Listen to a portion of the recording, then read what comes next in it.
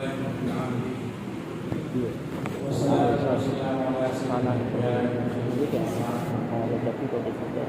جو سورت پڑھی گئی سورہ اعراف سے شروع میں حضرت آدم علیہ السلام کے واقعے کو بیان کیا گیا ہے کہ مشہور واقعہ ہے حضرت آدم علیہ السلام جنت میں رہتے تھے. حضرت حوا کو بھی پیدا کر دیا گیا تھا اور حکم یہ دے دیا گیا تھا کہ تمہیں اس درخت کے قریب نہیں جانا ہے. وَلَا تَقْرَبَا هَٰذِهِ الشَّجَرَةَ، یہ جو درخت ہے اس کے پاس نہیں جانا ہے. بعض علماء تو یہ کہتے ہیں کہ وہ جو درخت تھا گیہوں کا تھا اور بعض کہتے ہیں کہ وہ انگور کا درخت تھا. لیکن قرآن مجید میں بس اس بات کا ذکر آیا ہے کہ وہ ایک درخت تھا جس کے پھل کو کھانے سے منع کیا گیا تھا. لیکن وہ درخت کیا تھا اس کا کوئی ذکر نہیں ہے قرآن مجید میں، بس یہ کہ اس درخت کے پاس مت جاؤ.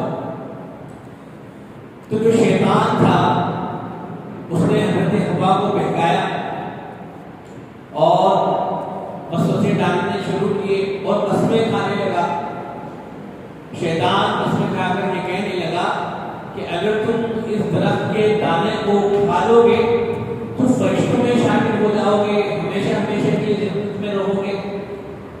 تو حضرت حوا نے دیکھا کہ جب قسمیں کھائے جا رہی ہیں تو سوچا کہ قسمیں کھانے والا تو سب جھوٹ نہیں بولا کرتا ہے، تو اس کی باتوں میں آ گئی اور پھر اس دانے کو کھا لیا. تو جیسا ہی اس کو کھانا تھا تو روایتوں کے اندر ہے کہ حضرت آدم علیہ السلام کا جو لباس تھا جنت کا لباس اور حضرت حوا کا جو جنت کا لباس تھا دونوں ہی کے لباس جو ہے وہ اتر گئے اور حضرت آدم علیہ السلام اپنے جسم کو پتوں سے چھپا لے گئے. علماء نے لکھا ہے، بعض علماء تو یہ فرماتے ہیں کہ حضرت آدم علیہ السلام اور حضرت حوا ان دونوں کا جو جنت میں لباس تھا وہ درحقیقت ایک روشنی تھی، ایک لائٹ تھی، وہی جنت کا لباس تھا. تو اس کو ہٹا دیا گیا اور حضرت ابن عباس رضی اللہ عنہ کی ایک روایت ہے، معلوم نہیں وہ کس درجے کی روایت ہے، اس میں یہ ہے کہ وہ جو لباس تھا در حقیقت وہ ایسا تھا جیسے ناخن ہوا کرتا ہے. یہ جو ہمارا ناخن ہے در حقیقت یہ اسی لباس کا حصہ ہے اور اسی میں کا بقایا ہے، اس کا بچا ہوا ہے.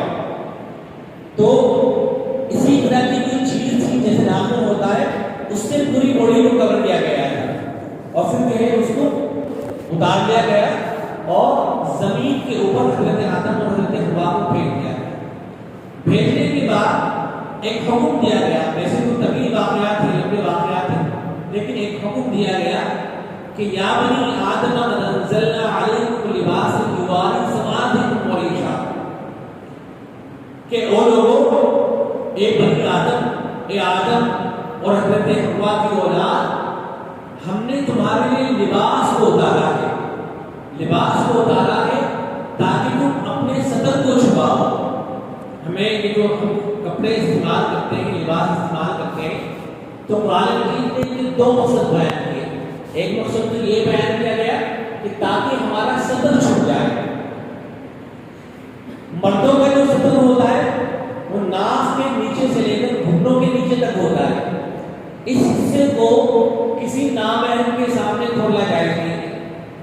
آپ نے دیکھا ہوگا کہ بعض مرتبہ گھر کے اندر بڑے بوڑھے وہ کچھ کام کر رہے ہوتے تو جو وہ پنچھی یا لنگی پہنے ہوئے ہوتے ہیں تو اس کو اوپر تک اٹھا لیتے اور ان کے گھٹنے نظر آ رہے ہوتے ہیں.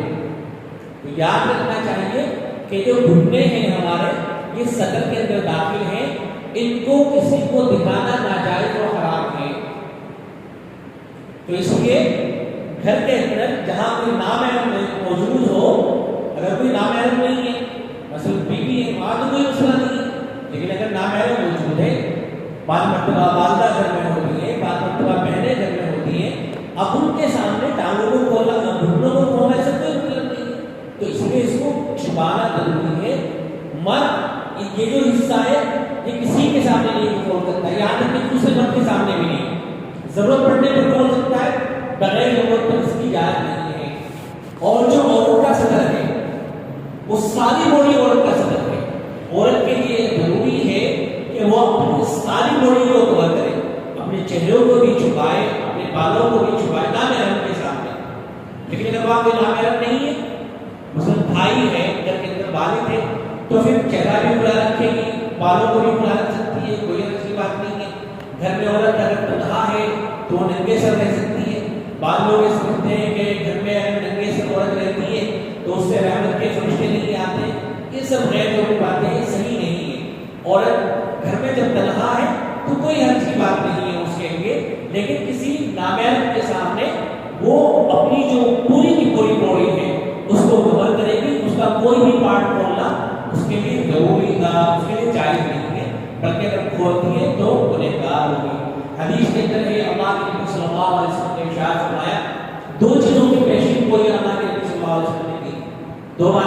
دو باتیں آپ نے فرمائی تھی, اور یہ فرمایا تھا کہ دو لوگ آپ آئندہ چل کر اس طرح کے ہوں گے کہ میں نے ان کو دیکھا نہیں ہے لیکن وہ جہنم کے اندر جائیں گے. اللہ کے نبی صلی اللہ علیہ وسلم نے فرمایا تھا. ان میں سے پہلے آپ صلی اللہ علیہ وسلم نے فرمایا تھا کہ کچھ لوگ آئیں گے آئندہ چل کر, ان کے ہاتھوں میں کوڑے ہوا کریں گے یا ان کے ہاتھوں میں ڈنڈے ہوا کریں گے, اور ان کوڑوں سے ڈنڈوں سے کوئی لوگوں کو مارا کریں گے. اس حدیث کا مصداق علماء پولیس والوں کو قرار دیتے ہیں. ہمارے زمانے کے اندر جو پولیس ہے ان کے ہاتھوں میں ڈنڈے ہوتے ہیں, وہ ناحق بعض مرتبہ لوگوں کو مار دیتے ہیں. بعض مرتبہ کوئی آدمی پلیٹ فارم پر سویا ہوا ہوتا ہے, اسے جا کے ناحق مار دیتے ہیں.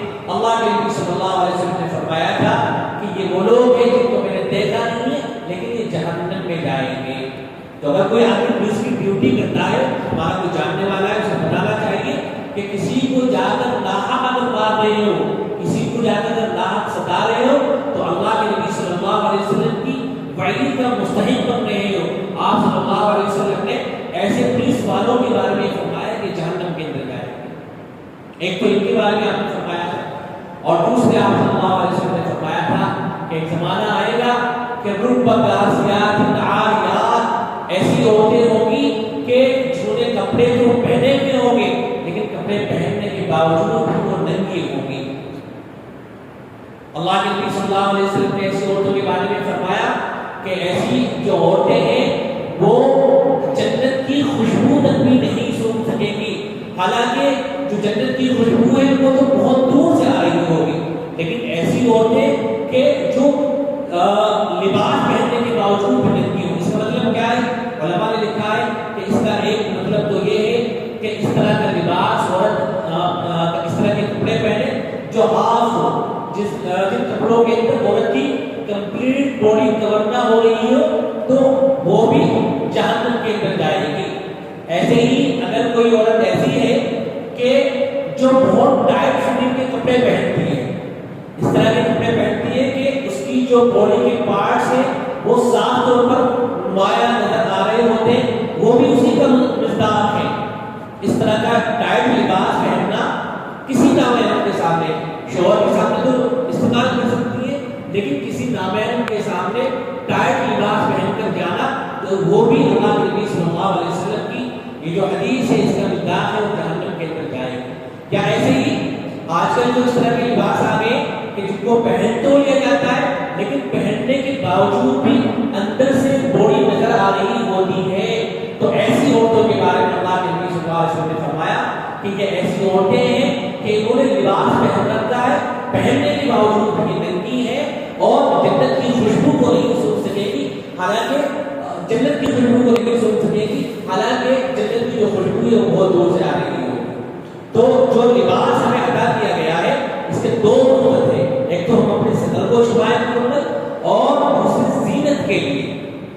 یہ جو ہمیں لباس دیا گیا ہے اس میں مقصد زینت بھی ہے, یعنی اس کا مطلب علماء نے لکھا ہے کہ اگر کسی کو اللہ تبارک و تعالیٰ نے مال دے رکھا ہے, اس کی کنڈیشن اچھی ہے, تو اسے اچھا لباس پہننے میں کوئی حرج کی بات نہیں ہے, بلکہ اسے اچھے کپڑے پہننے چاہیے تاکہ دوسرے لوگوں کو معلوم ہو کہ یہ کوئی غریب آدمی نہیں ہے.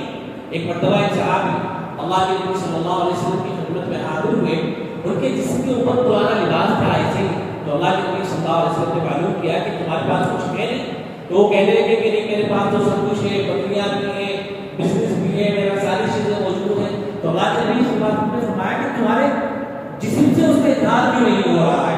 جب اللہ نے تمہیں نعمتیں دے رکھی ہیں تو ان نعمتوں کا تمہارے جسم سے اظہار ہونا چاہیے. چہرے دورے سے پتہ چلنا چاہیے کہ آپ کوئی غریب آدمی نہیں ہے، بلکہ اللہ تبارک و تعالیٰ نے آپ کو نعمتوں سے نواز رکھا ہے.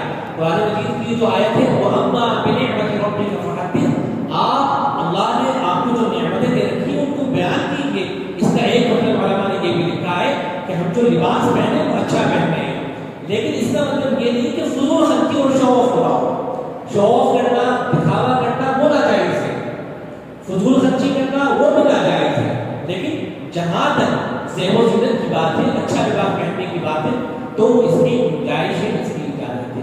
تو بہرحال اللہ نے فرمایا کہ یا بنی آدم، اے بنی آدم، ہم نے آپ کو لباس عطا کیا ہے اس لیے بھی تاکہ تمہارا سطر ڈھپے، اور اس لیے بھی تاکہ تم زینت اختیار کرو. اب ایسا نہ ہو کہ تم شیطان کے چکر میں پڑ جاؤ، اور جیسے شیطان نے تمہارے والد اور دادا حضرت آدم کو گمراہ کیا تھا، بتانے کی کوشش کی تھی، ایسے ہی وہ کہیں لباس میں تمہیں گمراہ نہ کرتے. دعا ہے کہ اللہ تبارک و تعالیٰ ان تمام باتوں کو